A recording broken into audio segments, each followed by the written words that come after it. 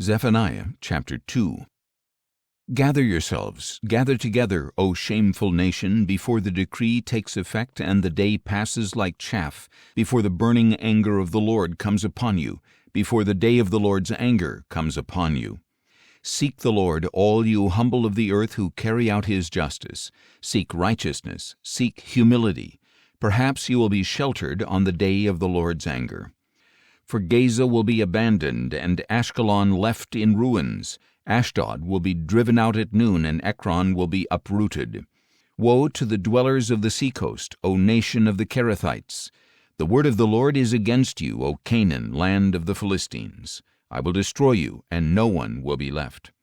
So the seacoast will become a land of pastures, with wells for shepherds and folds for sheep. The coast will belong to the remnant of the house of Judah. There they will find pasture. They will lie down in the evening among the houses of Ashkelon, for the Lord their God will attend to them and restore their captives.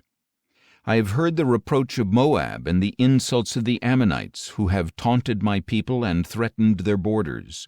Therefore, as surely as I live, declares the Lord of hosts, the God of Israel, surely Moab will be like Sodom and the Ammonites like Gomorrah, a place of weeds and salt pits, a perpetual wasteland.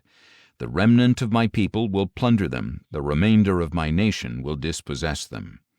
This they shall have in return for their pride, for taunting and mocking the people of the Lord of hosts.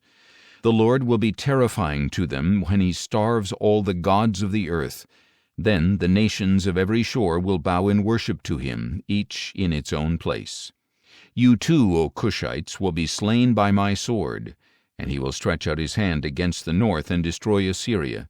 He will make Nineveh a desolation, as dry as a desert.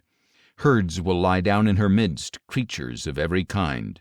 Both the desert owl and screech owl will roost atop her pillars. Their calls will sound from the window, but desolation will lie on the threshold, for he will expose the beams of cedar. This carefree city that dwells securely, that thinks to herself, I am it, and there is none besides me. What a ruin she has become, a resting place for beasts. Everyone who passes by her hisses and shakes his fist.